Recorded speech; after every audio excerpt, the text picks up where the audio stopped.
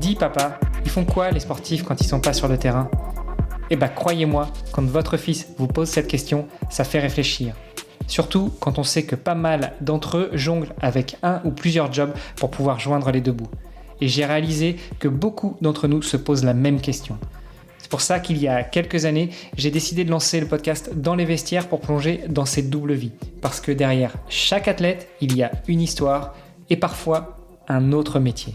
À peu près au même moment, j'ai rejoint ePlayer, un cabinet de recrutement spécialisé dans les recherches critiques.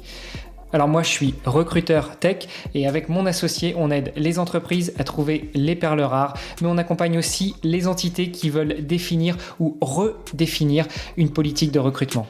Et je peux vous dire que des sportifs de haut niveau, croisés au gré de nos chasses de candidats, on en a vu un sacré paquet. Et oui, parce que, encore une fois, vivre de son sport n'est pas si facile quand on n'est pas installé au plus haut des podiums depuis des années. Et encore, comme une marque bien installée, il faut y rester et se réinventer sans cesse. Du coup, à travers les histoires inspirantes de mes invités, je vous propose de découvrir comment on peut répondre à nos enfants qui se demandent encore ce que font toute la journée ces sportifs de haut niveau. Parce que oui, entre sport et entrepreneuriat, il y a beaucoup de points communs.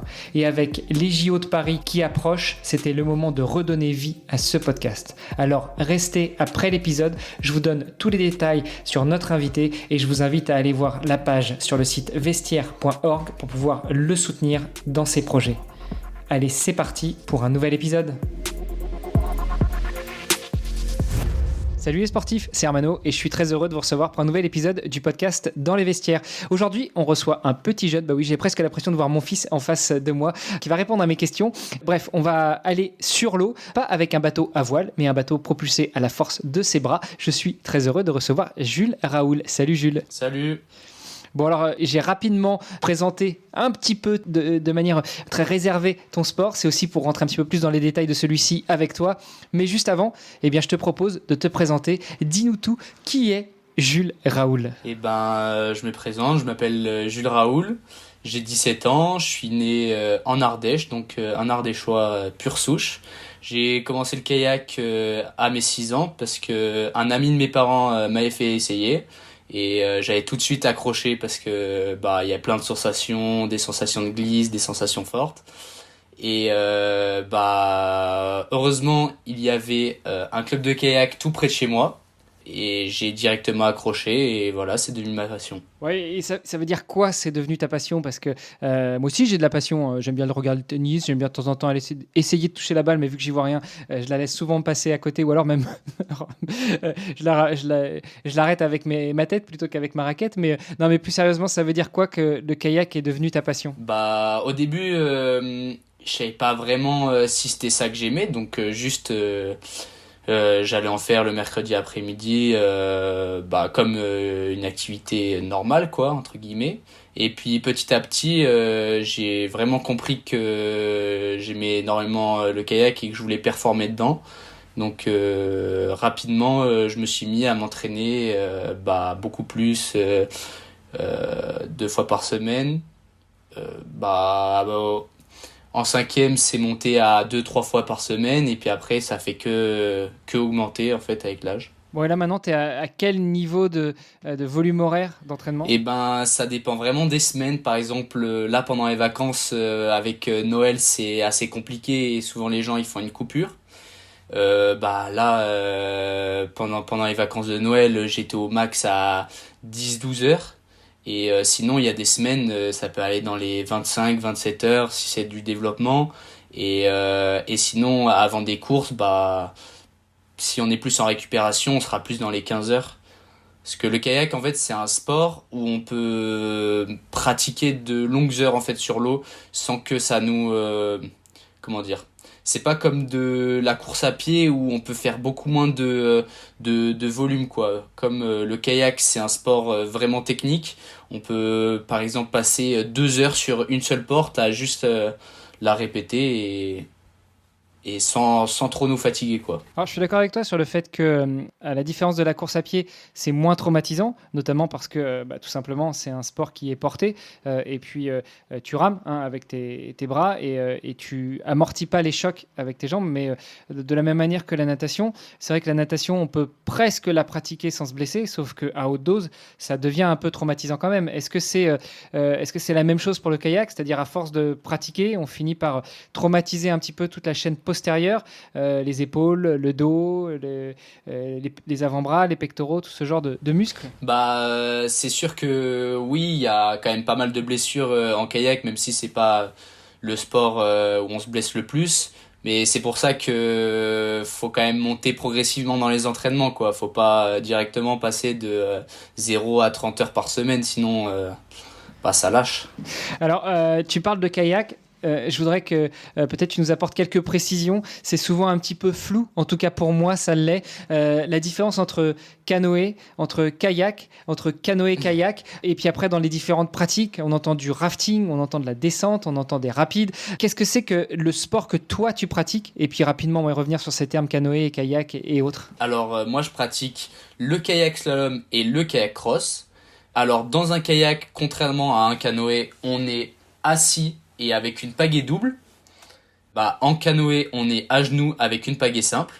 Donc le kayak slalom, on est sur un parcours chronométré d'environ 1 minute 30 et il est délimité par des portes entre 18 et 24 portes, vertes et rouges. Les vertes, elles sont à prendre en descente et les rouges en remontée. Et c'est celui qui arrive en bas le plus rapidement qui gagne. Et une porte touchée, c'est 2 secondes de pénalité, et une porte loupée, c'est 50 secondes de pénalité. Alors attends, il faut que tu me donnes plus de précision, parce que pour moi, tu vois, le kayak, c'est un peu comme le ski, c'est-à-dire c'est souvent dans le sens de l'eau. Donc souvent, sur une montagne ou même dans l'eau, ça descend à minimum, ou alors c'est plat. Comment est-ce que tu peux descendre et monter? Est-ce que c'est une façon de parler, ou est-ce qu'il y a vraiment des parcours, des stades aquatiques, des stades de kayak qui sont faits avec des parties montantes et des parties descendantes? En fait, c'est comment dire? C'est vrai que le courant il descend, sauf que en fait les portes en remontée, on les met derrière par exemple des gros blocs un gros caillou, un béton, un bloc de béton ou un plot, et en fait ça fait un contre-courant, donc un courant qui remonte.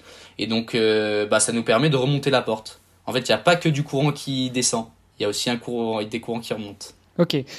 Bon, mais tout ça, ça veut dire que finalement, pour pratiquer ton sport, est-ce que ça se pratique dans n'importe quel milieu naturel, ou au contraire, ça se pratique, comme je disais tout à l'heure, dans un stade aquatique prévu à cet effet-là? Alors, je pose aussi la question parce que pas très loin de chez moi, en bas de ma petite montagne, il y a un stade de canoë, enfin de kayak. Et donc, est-ce que finalement, tu peux en faire sur n'importe quelle rivière, à n'importe quel moment, même s'il y a juste quelques centimètres d'eau? Tiens, d'ailleurs, c'est quoi le tirant d'eau d'un kayak? Ou est-ce qu'il faut que ce soit sur un spot vraiment spécifique, et notamment pour les portes, notamment pour ces histoires de montée et de descente avec des courants ascendants? Alors l'idéal, c'est quand même de s'entraîner sur des parcours prévus à cet effet.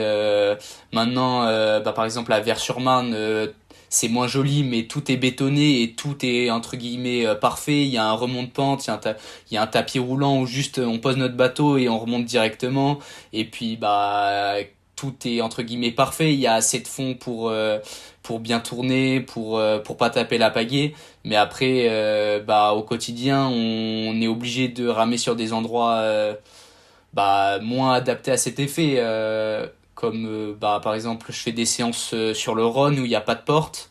Et c'est un peu moins adapté au slalom, mais je peux par exemple faire des séances de physique dessus. J'imagine que le kayak, comme tous les sports, et voire même peut-être encore plus, il y a un gros travail au niveau du hors de l'eau, pas mal de PPG, pas mal de préparation physique généralisée avec de la muscu, que ce soit avec du matériel ou au poids de corps, ou est-ce que c'est que du travail dans le bateau? On fait vraiment tout, on touche à tout avec le kayak, c'est ça qui est génial.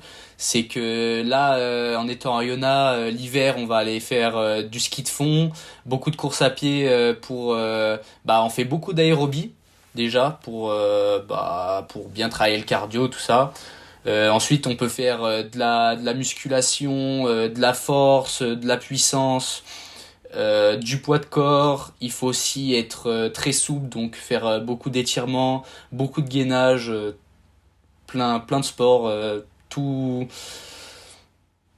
comment dire, tout est bien en fait pour le kayak, la course à pied, la musculation, la natation, le vélo, c'est très complémentaire. Bon, écoute, je pense on aura bien compris un petit peu pour la mise en situation, pour la big picture. Toi, actuellement, tu fais quoi dans ce sport? Quel est ton niveau? Quel est ton palmarès? Et puis après, tu t'imagines bien que la question suivante, et que je te pose déjà tout de suite, comme ça tu pourrais y répondre d'emblée, c'est un petit peu quels sont tes objectifs? Quel est le Graal que tu voudrais atteindre? Moi là, cette année, en slalom, je suis en pôle espoir à Oyonnax, donc le pôle espoir de la région Auvergne-Rhône-Alpes. En gros, je suis dans le top 7 en slalom de ma catégorie, voilà, de mon âge. Et en kayak cross, cette année, j'ai fait champion de France. Champion de France dans ta catégorie ou champion de France toute catégorie confondue? Champion de France moins de 18 ans. Donc j'imagine que les prochains objectifs, ça va être de continuer sur la lancée, et éventuellement d'intégrer les grosses catégories, celles des seniors, et puis d'aller te battre avec les meilleurs, soit français, soit européens, voire même mondiaux. Ouais, exactement.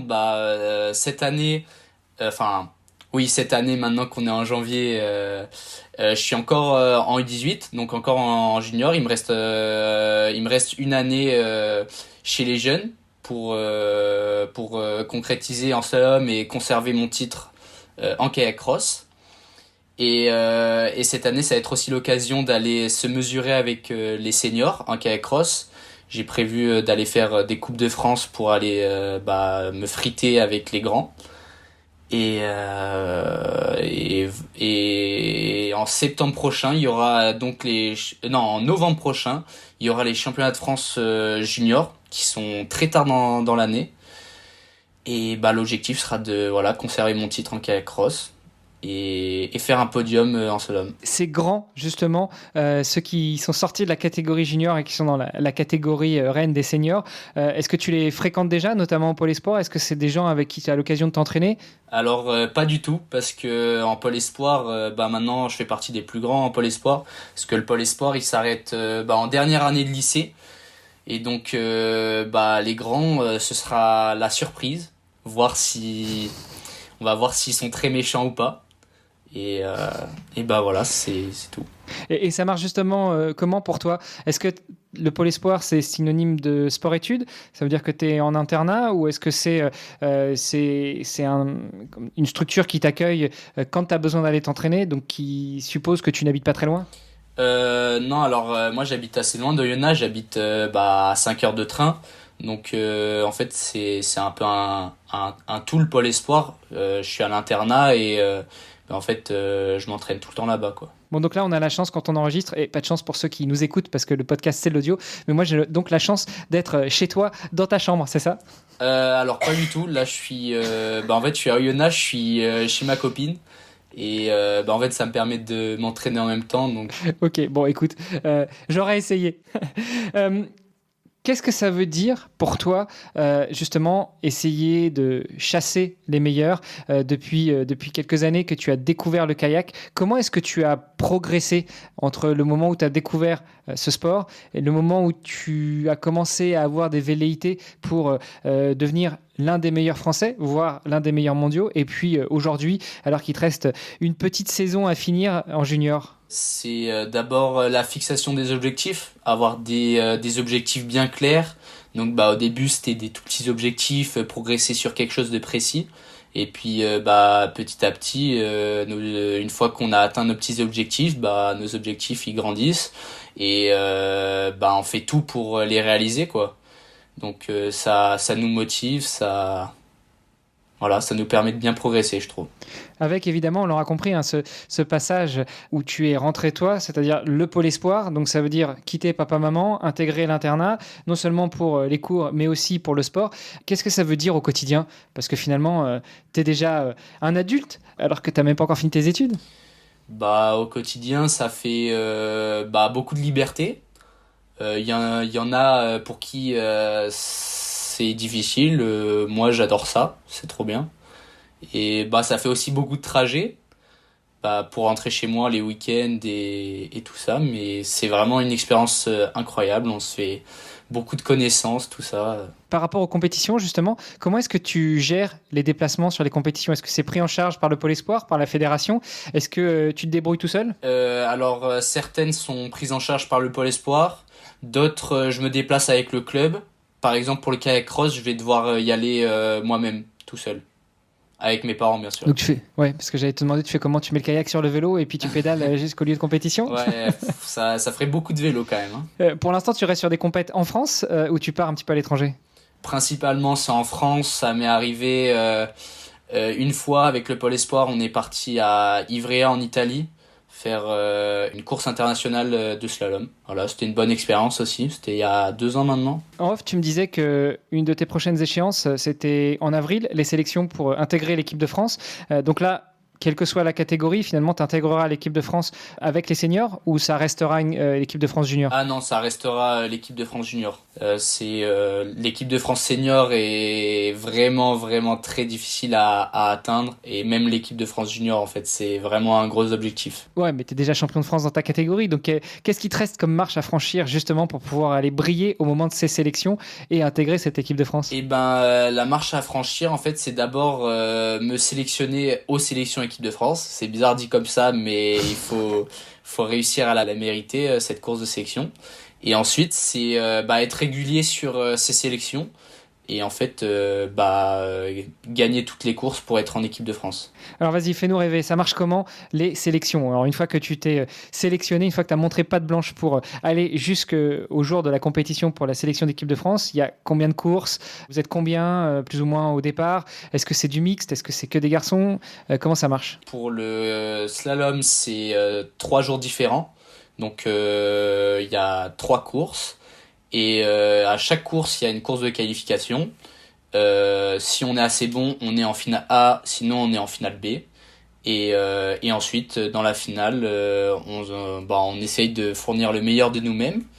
Et après, à la fin de ces 3 jours, c'est comment dire, on prend les 2 meilleures courses et ensuite on regarde qui est-ce qui ont fait les meilleures courses et ou alors qui ont été les plus réguliers. Bon, là, il y a combien de places qui sont dispo pour combien de participants? Alors il y en a 3 en slalom, 1 ou 2 en kayak cross. Et tu sais combien vous êtes à peu près au départ sur la ligne? En slalom, en fait, à être aux sélections équipe de France en slalom, on doit être à peu près 20 et en kayak cross, c'est à peu près la même chose.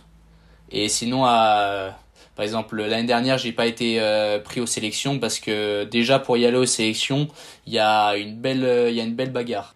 Ok, et pourquoi sur 3 jours différents? Parce qu'on l'aura compris, c'est des courses à environ d'1 minute 30. Pourquoi est-ce que c'est étalé sur 3 jours? Il y a plusieurs manches, plusieurs poules, plusieurs manches pour pouvoir se sélectionner jusqu'à la finale. En fait, en slalom, c'est sur 3 jours parce que c'est 3 courses différentes, donc 3 parcours différents, donc qui n'ont rien à voir en fait. Ça change du tout au tout. Ça change l'emplacement des portes, tout ça. Et en fait, c'est pour voir qui est-ce qui est le plus régulier en fait. Pour voir celui qui mérite vraiment son niveau. Parce que des fois, il peut arriver que quelqu'un, même si c'est le meilleur, il fait la pire course de sa vie. Et donc, par exemple, qui prend un 50 parce qu'il a mal passé une porte. Donc là, il est relégué à la dernière place. Et il y en a un qui pourra avoir fait la meilleure course de sa vie et il sera en équipe de France. C'est pour ça qu'ils font un système comme ça pour voir vraiment qui a le niveau, quoi. Et d'où le fait que justement on prenne le classement que sur les deux meilleurs des 3 courses qui ont été faites. C'est ça. Il y a un joker pour marquer aussi la régularité. Bon, du coup, confiant, même si la marche sera un peu difficile pour atteindre les sélections. Après, une fois que tu y seras, sûr d'être dans cette équipe de France, de porter le maillot? Sûr, on n'est jamais sûr. Hein. En slalom, je sais que ça va être très difficile. En kayak cross, je sais que j'aurai beaucoup plus ma place parce que ça me correspond plus, on va dire, et que je vais, comment dire, tu vas tout donner. Ouais, voilà, exactement, je vais tout donner. Ok. Pourquoi avoir choisi justement 2 sports dans le même sport? T'aurais pu te spécialiser que sur le cross, que sur le slalom. Qu'est-ce qui fait que finalement, tu continues dans les deux disciplines. Est-ce que c'est pour te donner plus de chance ou comme tu excelles dans les deux, tu te dis que ce serait dommage d'en choisir une plutôt qu'une autre? Et ben, j'ai d'abord commencé par le slalom parce que le kayak cross, en fait, c'est une discipline qui vient juste d'arriver pour les Jeux de 2024. Et en fait, si je fais du kayak cross, c'est parce que je suis tout simplement meilleur qu'en slalom. Bon bah voilà, c'était pas fait exprès, mais voilà. Et le slalom, bah j'adore ça, donc je continue d'en faire. Et en fait, les deux, c'est vachement, comment dire, c'est vachement complémentaire, voilà. Donc en fait, si tu fais du slalom, tu progresses aussi en kayak cross et l'inverse. Donc les deux, ça va bien ensemble. Tu parlais justement de cette petite fête de campagne qui aura lieu cet été, là, qu'on appelle les Jeux Olympiques. C'est pas très connu comme course, je sais pas si vous voyez toutes et tous de quoi on parle. Bon bref, j'arrête mes bêtises. Quelles sont les chances françaises d'envoyer des participants en kayak cross, justement, et éventuellement, quelles sont tes chances à toi de pouvoir aller porter le drapeau? Parce que mouiller le drapeau, forcément, ça tombe sous le sens vu que tu fais du kayak. Mes chances, je vais pas dire qu'elles sont de zéro, mais elles sont quand même très très minces. Bah en même temps, bon, il me reste encore pas mal d'années devant moi de sport. Bah d'abord, je regarde pour les sélections, voilà, pour les Jeux Olympiques. Et bah si j'y participe déjà, je serai très content et c'est un gros objectif d'y participer. Ouais, parce que Voilà. si tu es reçu à l'issue des sélections équipe de France, est-ce que de facto tu fais les sélections pour les Jeux Olympiques ou est-ce que c'est encore une autre étape et là ça va être la Fédé qui décide ou est-ce que c'est les résultats qui parlent? Alors ça, on n'en sait rien du tout. Je pense que ce sera la fédération qui décidera. Ce sera... Beaucoup d'incertitudes Ouais. dans la décision des représentants du kayak cross français aux Jeux Olympiques. On en parlait en off. Tu me disais que Ouais. là, pour l'instant, non seulement rien n'est fixé, mais en plus, on ne connaît pas non plus les règles. On ne sait pas qui sera choisi et sur quels critères. Bah, je pense que celui qui sera choisi, bah, ce sera le plus régulier et le plus fort, en fait, celui qui aura gagné là où les courses de sélection. Mais par contre, on ne sait pas quand est-ce qu'elle sera et ouais, quelles sont les modalités de participation? En fait, qu'est-ce qu'il faut faire? Est-ce qu'il faut avoir fait un résultat à l'international? Est-ce qu'ils vont prendre des petits jeunes en se disant, voilà, peut-être qu'ils ont leur chance? Voilà, on sait pas trop. Ce kayak cross qui vient d'arriver aux Jeux Olympiques, c'est pour Paris que le kayak cross arrive aux Jeux Olympiques ou c'est juste qu'en France, c'était un sport qui n'était pas suffisamment développé? Alors, c'est pour Paris qu'ils ont créé ce sport, parce qu'en fait, il s'avère que le kayak slalom et le kayak en général, c'est un sport qui est pas très, on va dire, impressionnant à regarder à la télé. En fait, c'est assez difficile de le téléviser et puis il n'y a pas beaucoup de spectateurs. Donc, en fait, la fédération s'est dit que c'était une bonne idée d'inventer ce sport qui est un peu plus, bah, c'est plus rapide. Il y a plus de, comment dire, il y a plus de spectacles. C'est plus violent. Donc, le public préfère ça, quoi. Est-ce que tu crois que c'est un sport qui va rester? Est-ce qu'en 2028, il y aura encore du kayak cross aux Jeux Olympiques et que ça va se pérenniser ou c'est juste l'effet Paris 2024? Eh ben, on espère bien. Je pense que ça va être un test Paris 2024 pour voir si ça amène beaucoup de spectateurs, si ça plaît bien. Mais je pense que c'est sûr que ça ira à Los Angeles parce que je vois pas comment ils pourraient mettre une discipline une année et l'enlever 4 ans plus tard, quoi. Oh bah écoute, ça s'est vu par exemple avec le karaté à Tokyo, hein. La seule année où le karaté a été discipline olympique, c'était à Tokyo et depuis ça ne l'est plus. Et a priori, c'est pas dans les plans. Ouais, bah on espère alors que le kayak cross ça restera. Tout à l'heure, on parlait très rapidement de l'aspect logistique de ton sport où effectivement tu vis à plus de 5 heures de train de ton lieu d'entraînement, là où tu es en internat. Tout ça, ça génère beaucoup de voyages, comme tu disais. Ça génère aussi forcément des frais. Comment est-ce que tu gères le financement de ta carrière de sportif de très haut niveau en devenir? J'ai plein de sortes de dépenses. D'abord, bah, les dépenses liées au trajet. Et j'ai 500 € de la région d'aide pour les déplacements, en fait. Comme je suis en pôle espoir, ils nous donnent 500 €. Et après, bah, le kayak slalom et le kayak cross, c'est un sport qui coûte assez cher en termes de matériel. Donc un kayak slalom, ça coûte 2 500 €, il faut le changer tous les ans. Une pagaie, ça coûte 500 € et il en faut 2 par an. Et ainsi de suite, en fait, ça monte très très vite. Et donc, pour financer ma saison, j'ai des sponsors, par exemple le département, le Classeur Ardèche qui me sponsorise. J'ai aussi la communauté des communes qui m'aide financièrement. Et après, j'ai des sponsors privés qui me donnent des sous. Et bien sûr, mes parents qui aident énormément et qui me permettent de faire mon sport. Effectivement, là, comme tu dis, il y a tes parents aussi qui sont derrière, qui te soutiennent. Ça passe parce que tu es étudiant. Quels sont tes objectifs à plus long terme? Est-ce que tu te vois dans 10 ans continuer dans le kayak? Et qui plus est dans le kayak cross qui sera aux Jeux Olympiques encore dans 12 ans, dans la 3e session après 2024. Et comment tu te vois financer tout ça? Tant que ça me plaît, je continuerai. Donc si ça doit durer 10 ans, 20 ans, je continuerai. Et pour le financement, il faudra bien sûr que je trouve des sponsors à long terme et stables, qui me permettront de progresser et d'aller encore plus loin dans mes performances.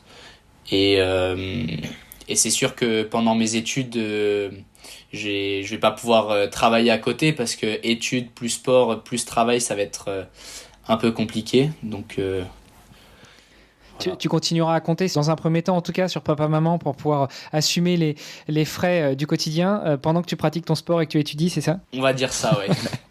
Ok. Tiens, on va se projeter un peu. Si jamais tu passes les sélections de l'équipe de France avec brio, t'es reçu et puis les décisions tombent de la part de la Fédé, on sait qui on va envoyer au JO et tiens, ce sera toi. Est-ce que tu peux te projeter avec nous? Qu'est-ce que tu imagines ressentir à ce moment-là et comment est-ce que tu te comporterais vis-à-vis de tes adversaires français qui, eux, sont seniors? Et il y a 20 minutes, tu nous disais c'est des gens qui sont inatteignables. Je serais assez surpris quand même. Ça me paraîtrait irréel, je pense, quand même. Et comment je me comporterais avec eux, je sais pas. Je pense que je serais un peu désolé pour eux quand même. Enfin, ça me ferait de la peine pour eux, quoi, voilà. On sent bien l'humilité et la simplicité du jeune sportif de haut niveau qui s'exprime en toi. Justement, bien que tu sois jeune, qu'est-ce que tu dirais que ces 10-12 dernières années de pratique du kayak t'ont apporté, tant au niveau sportif qu'au niveau mental? Eh ben, ça m'a apporté quand même beaucoup de choses, comme la persévérance, parce que forcément, quand on fait du sport, mentalement, on s'endurcit, on devient plus persévérant. Il y a tellement de choses. Ça nous apprend l'entraide. Écoute, je pense que c'est déjà pas mal, hein, la persévérance, l'entraide. Tu te vois où, toi, justement, dans 5 ans, que ce soit en termes d'études ou en termes de sport? J'espère être à l'INSA. Voilà, je vais demander l'INSA de Rennes ou Toulouse. Je sais pas encore si je vais être accepté et si je suis accepté dans les deux à laquelle j'irai. Mais je me vois encore à l'INSA si possible.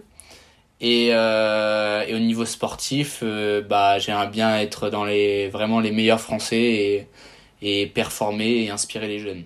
Pourquoi Rennes ou Toulouse? Est-ce que c'est des spots aussi d'entraînement qui sont mythiques pour le kayak? Eh ben, c'est des villes étudiantes où il y a pas mal de monde qui font du bateau. Donc, ça fait beaucoup de partenaires d'entraînement avec des bons bassins à côté et ça permet bien de s'entraîner. Écoute, c'est tout ce qu'on te souhaite de pire. On sera là pour suivre. Et puis, si tu passes du côté de Toulouse, fais un petit signe. Moi, je suis à Castres, donc c'est pas très loin. Ce sera l'occasion de venir te faire un petit coucou. Jules, merci beaucoup pour cet échange qu'on a pu avoir. Si tu pouvais te projeter quelques années en arrière et être à côté du petit Jules qui découvre le kayak, qu'est-ce que tu penses que lui dirait de toi en te voyant? Il serait content. Fier aussi, peut-être. Ah, super. Merci encore. Où est-ce qu'on peut te suivre, t'encourager, suivre tes péripéties et puis éventuellement, où est-ce qu'on peut te retrouver sur un bassin d'entraînement pour venir t'encourager? Vous pouvez me suivre sur les réseaux sociaux. Sur Instagram, c'est là où je suis le plus actif parce que sinon, sur LinkedIn, j'y ai pas souvent. Mais voilà, sur Instagram, jules.raoul. Et comme bassin d'entraînement, vous pouvez me voir à Oyonnax, sur l'Avancée-et-Percy, ou encore à Saint-Pierre-de-Bœuf, à côté de Lyon. Voilà. C'est noté, on remettra les liens dans les notes de l'épisode pour savoir où te rejoindre sur les réseaux sociaux. Et puis, quand on sera de passage du côté de Oyonnax, on viendra te faire un petit coucou. Merci. Merci Jules, à très bientôt. Encore merci, au revoir. Alors on est tous d'accord, chaque athlète a une histoire unique, tout comme Jules Raoul que vous venez d'entendre sur le podcast. Si son parcours vous a inspiré, eh bien rejoignez-nous sur les réseaux sociaux du podcast pour en discuter. Tous les liens sont dans les notes de l'épisode. Pour en découvrir davantage sur Jules et tous les autres sportifs du podcast et les soutenir dans leurs défis, eh bien visitez le site vestiaire.org. On a besoin de vous, chaque euro compte et 100% des dons sont directement reversés aux athlètes. Le podcast Dans les vestiaires met en lumière ces héros du sport et ils ont besoin de votre soutien. Et le plus simple, c'est de partager leurs histoires pour les aider à briller sur la scène internationale. Et puis comme ça, tout le monde fera un peu partie de cette superbe aventure sportive et philanthropique. Partagez leurs épisodes, ça nous aide et ça les aide surtout eux. Allez, sportez-vous bien, entraînez-vous bien et on se retrouve bientôt pour un nouvel épisode. Salut les sportifs!